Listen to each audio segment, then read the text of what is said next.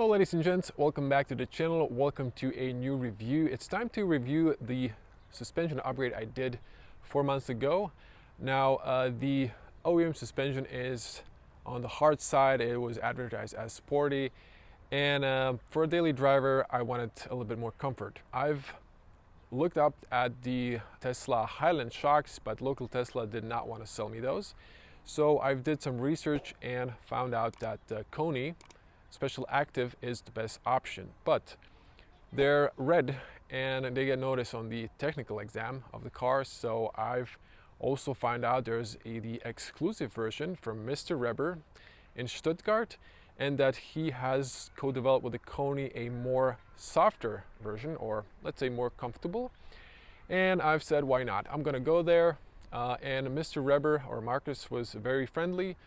We did a full tour of his place and full upgrade video, so I'm gonna link that in the top if you want to see that. Now I've also went for the Vogtland springs upgrade, so adding to the comfort, and I've kept the standard height of the car, not to have problems climbing on the curb.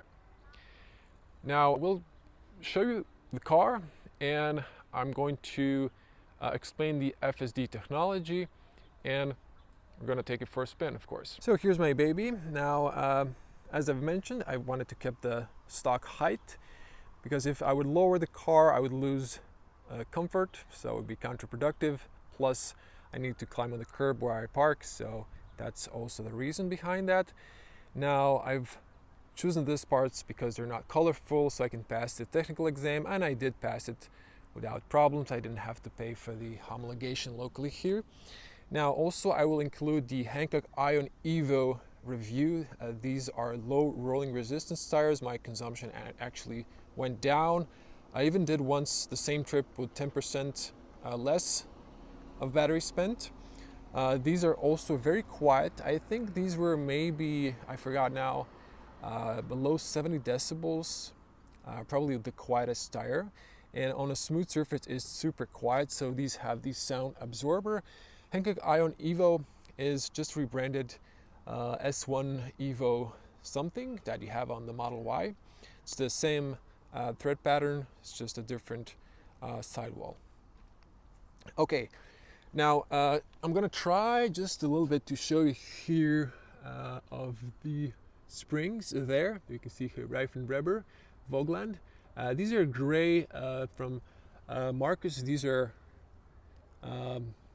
less noticeable because the original Vogtland is purple and the original Konis are red. Since I don't have a performance car, I really don't want the red color, but if I did, maybe I would want. And just to see if I can show you the shock here from one of these, you can see here the Koni Active. Now Mr. Reber added his shield, but you saw that in the upgrade video. Now just to perhaps back up, you can see the height is standard, and I'm not sure if you can really see a lot on the rear, besides that this is all black, so it really looks OEM. Yeah, but the car looks more or less standard, just more comfortable. Okay guys, to explain the Koni's Special Active FSD technology. FSD stands for Frequency Selective Dampening.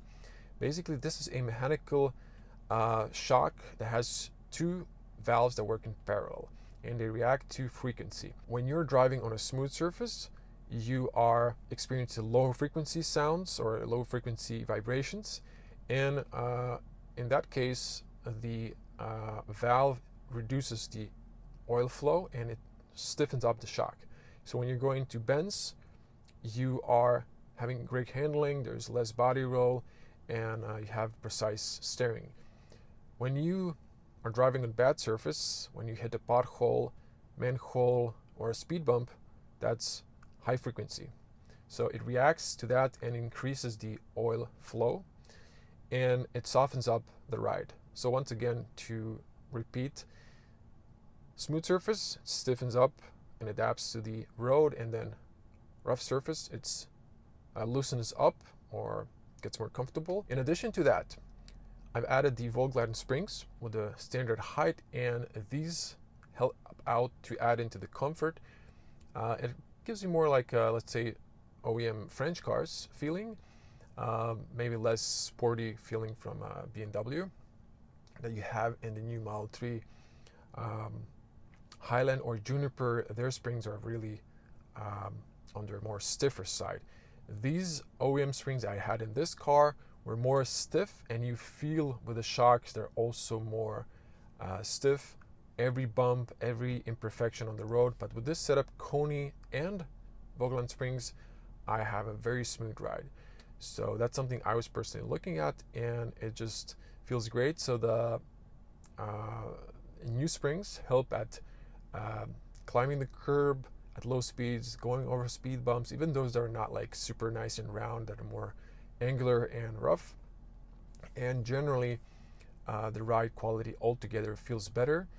Also, since there's less banging noise coming into the cabin, it's slightly quieter, but the car feels more precise. But there is this a little bit of disconnection. There's always some sort of compromise because the old one was very stiff, and you would feel the tires connected to the road a lot more. This one, slightly less, but still, it's not something that I would say is makes me less confident on the road. It's just I feel less of the things I don't want to feel personally. So it's still nice and precise. It's just less harsh. Okay, so we switched the cameras, and let's head out. Now pay attention to this slope.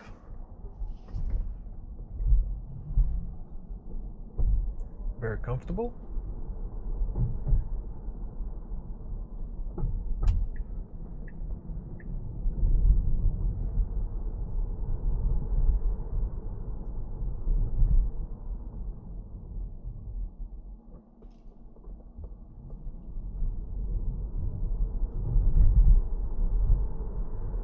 Now I'm going to be quiet a little bit so you can hear the suspension, maybe sounds in play.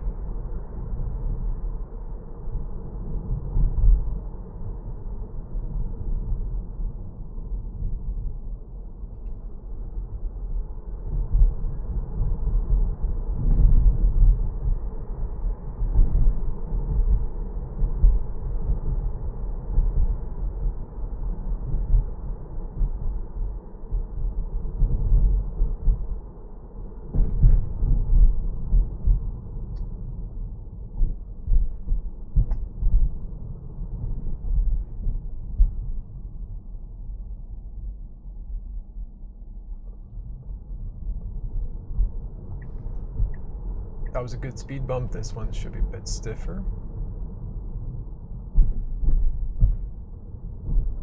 There's some uneven parts here. Deliberately going to go for these patches. Also very damaged road parts.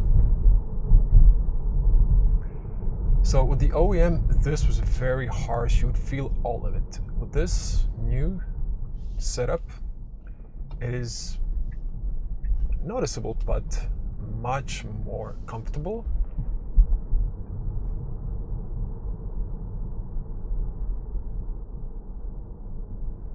Now I would maybe go a bit faster in this corner, but this car in front of me is slower.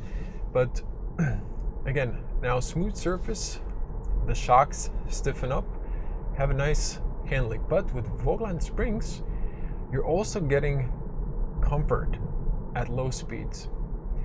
At high speeds, the springs are stiffer, so they act as the OEM, but then again, they work the same play as the Koni Special Active, adapting where they're more softer at low speed and same bit harsher on the high speeds. Now, 100% honesty, when I first did the upgrade, and as I've mentioned, I did test the Konis on same Long Range AWD drive. Same year, I just had 19-inch alloys. I have 18-inch, and it was surprisingly night and day difference. Very similar to the Highland I've tested just before that, and I was blown away. But when I did the upgrade, Mark just told me, just give it some time, it's going to get better. And it was noticeably better, but not same as I've tested. I didn't get that same feeling, and I've said that on the return vlog. But now, after 5,000 to 6,000 kilometers, I'm actually here at 90,000 kilometers and 11. I think I did it around 83, 84,000. So it's been actually, yeah, 5,000 to 6,000 kilometers, give or take, for the suspension to sit in, and it's properly there. And I thought now's the time to actually do this video, because I wanted to be really 100% honest and give you my feedback. Is it really worth doing an upgrade? By the way, you can do the upgrade for the Model Y. I did mention that already.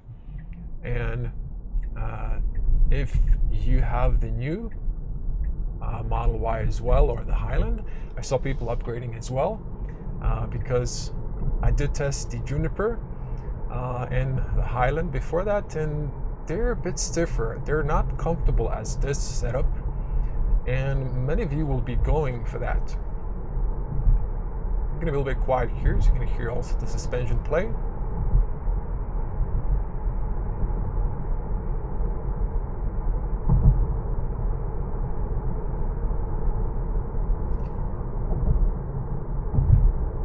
So these joints are less noisy.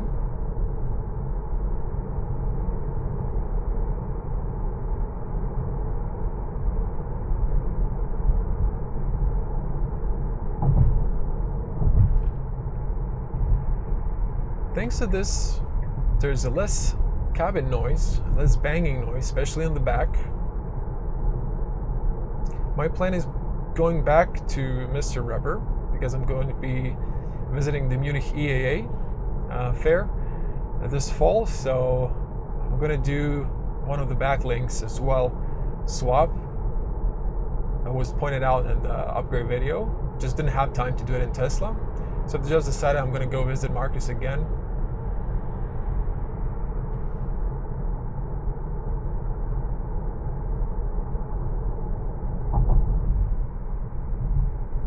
So you can also hear the different type of asphalt. When the asphalt is smooth, it is quieter ride. When it's rough, it's more noise coming inside and also vibration. By the way, if you're regular to the audience, you're gonna recognize this is my night route I'm taking. There will be a little bit of highway or the Autobahn, but we're also going to cover the city. We're in Zagreb. I do my day point of views in Samobor, going to Zagreb, so there's not as many speed bumps. It's better road, it's been fixed, so this part there is some bad parts, so I can demonstrate the difference.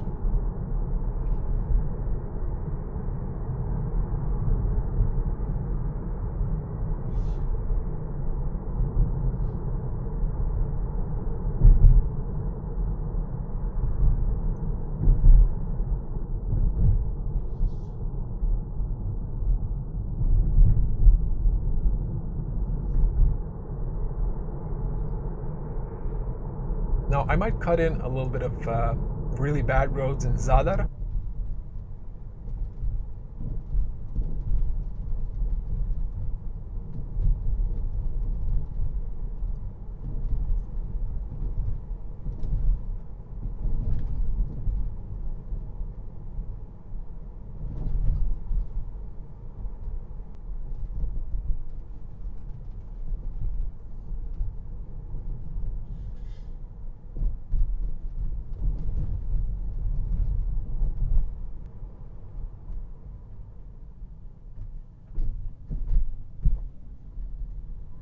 I would say that the suspension handles it much better.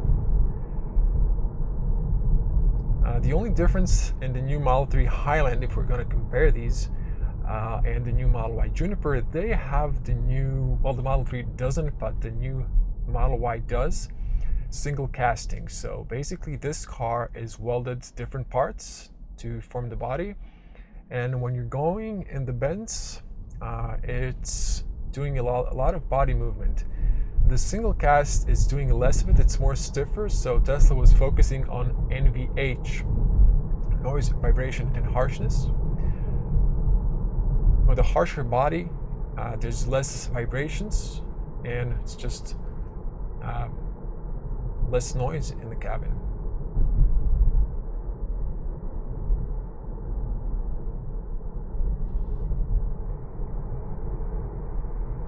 So you can hear this Hankook Ion Evo tires really quiet on this nice and smooth surface.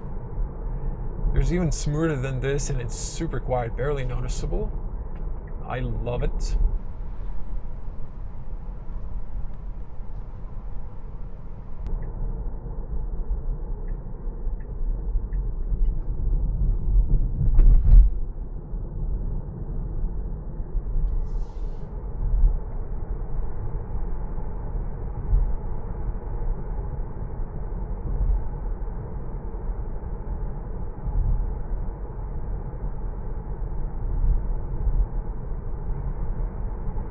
Oh, there's some tanks here. There's going to be military parade in Croatia, so this is an opportunity to see a T-75 or T-80 in person.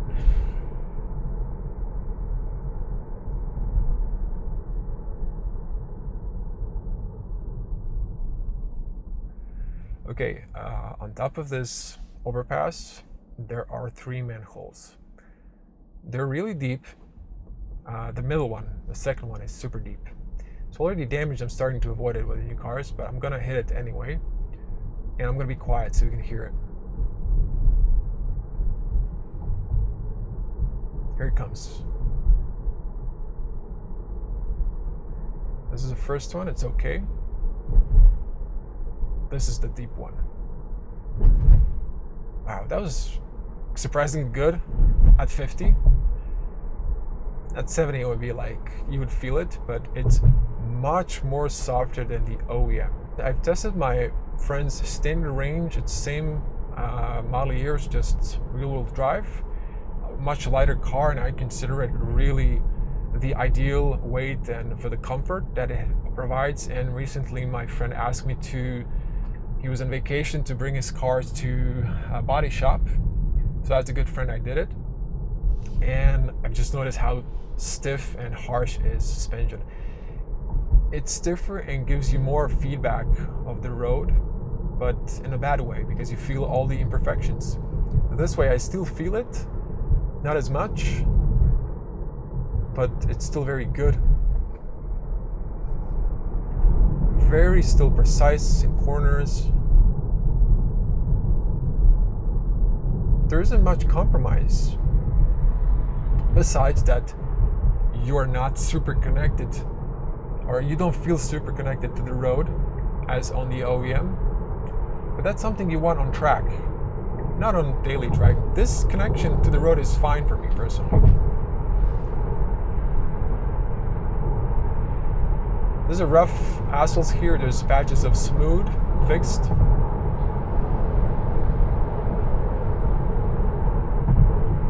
So I'll be a little quiet so you can hear how it plays on the highway.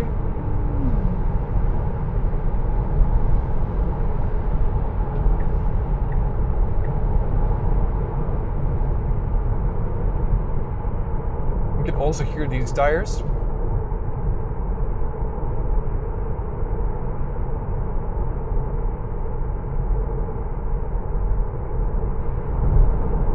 Very rough asphalt, now a smooth patch. Rough and smooth. So you can hear the difference. Rough.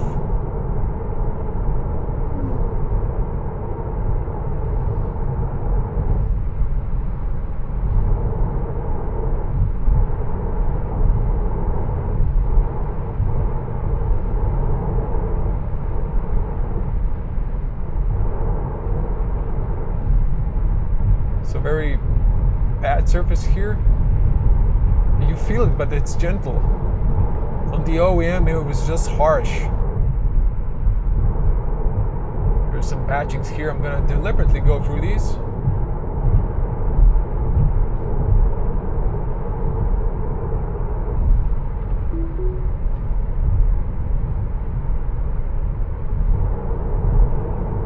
thing I can show you right now with this camera is when you lean back, look at this.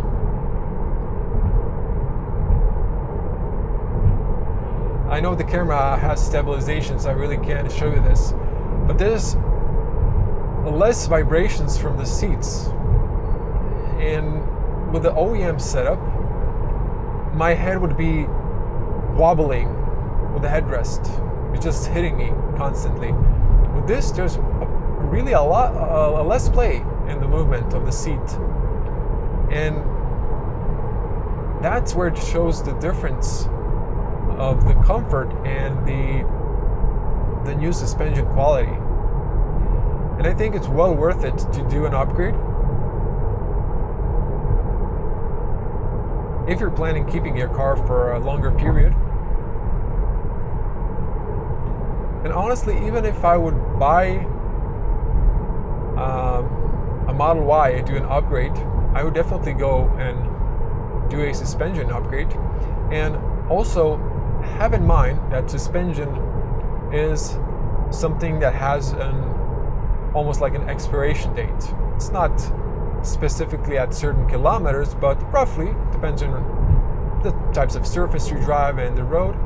But eventually it's going to worn out, the oil is going to leak, and it's not going to be as efficient. So you will have to think of doing a swap, and that's a perfect timing to do an upgrade. And with this suspension upgrade or update, I feel like I'm driving the new car. Now, yes, there is something in the back that should be changed as well, because I'm hearing a little play that shouldn't be there or wasn't when I had a new car. But I think I've kind of re-younged my car, if we can call it that way. This is a very smooth asphalt. Hear this.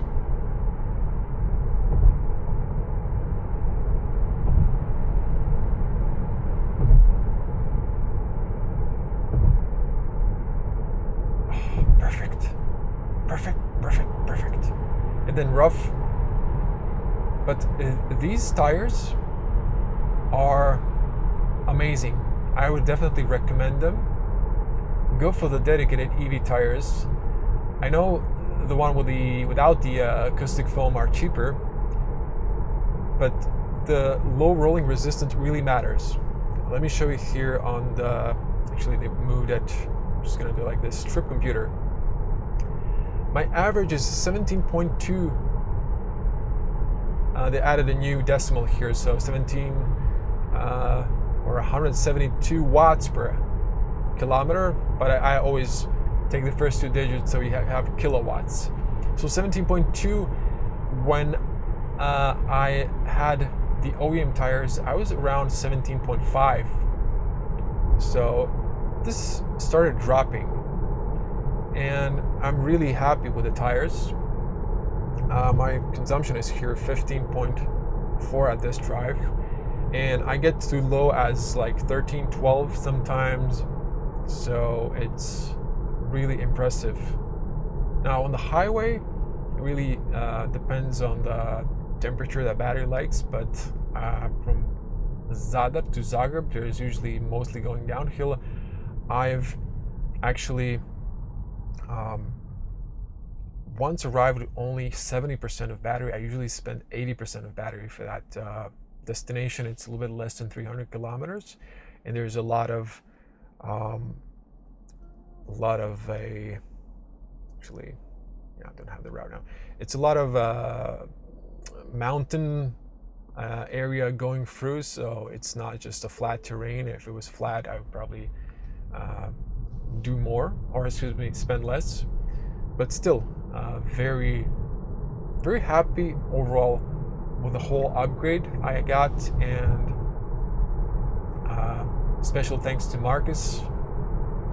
If he's watching, I'm going to send him the video, and I'm gonna add a text in the video description so you can read that as well, with the links where you can order the parts. And in Zagreb, you can do it locally here. I will mention that at the end of the video.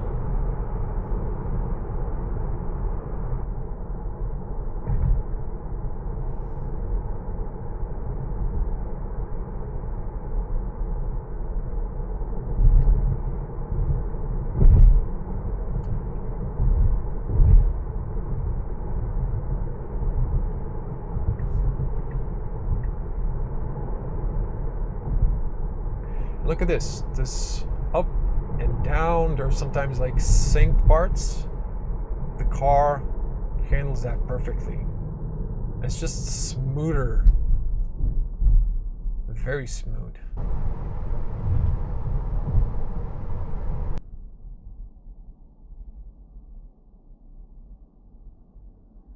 Now this traffic light, there's like a patch, so I'm just gonna go slow over it so you can also hear it.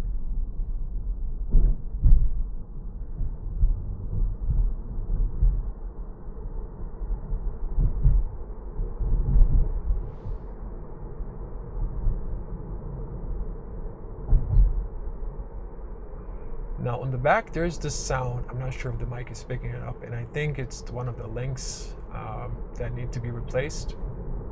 We've explained that in the upgrade video.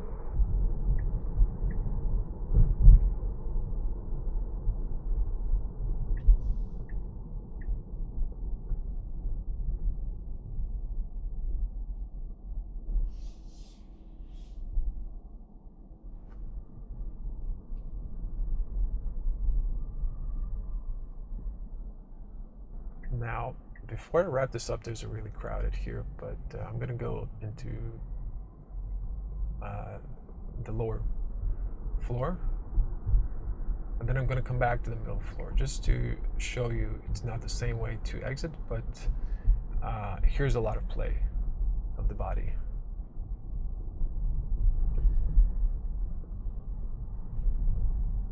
Especially when going uphill. So now we're going downhill, or like just down.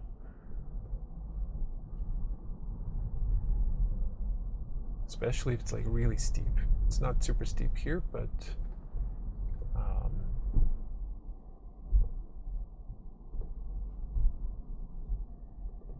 so also a little transition here.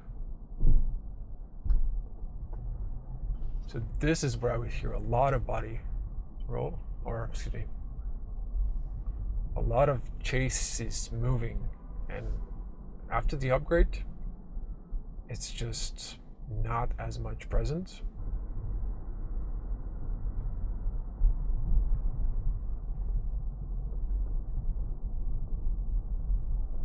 Yeah, it was steeper here slightly, but just wanted to like prove the point.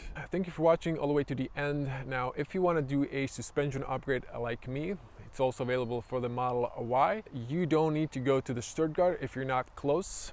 Now, you can if you want to.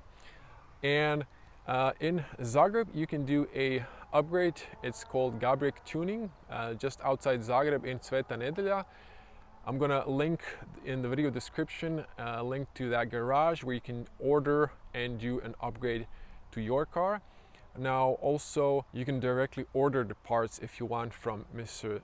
Reber or Reber Reifen house, but I'm gonna add the link in the video description. I'm not sure if they translated their webpage to English, but you can just use the Google Translate and place an order, or just send them an email, and that's that. If you enjoyed the video, I would appreciate your like, share, and if you type a comment below, share this on Reddit or Tesla forums to maybe help potential Tesla owners looking at an upgrade. I would definitely recommend it. I am happy with mine. Thanks for watching. See you in the next one. Bye.